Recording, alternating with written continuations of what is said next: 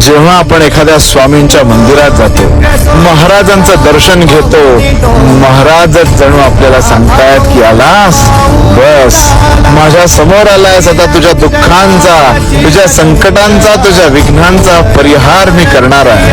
तू माझ्या समोर थांबलायस, तू मला नम्र भावनेने शरण आलायस, तर तुझा प्रत्येक गोष्ट, तुझी प्रत्येक गोष्ट सावरून घेण्याचं काम मी करणार आहे.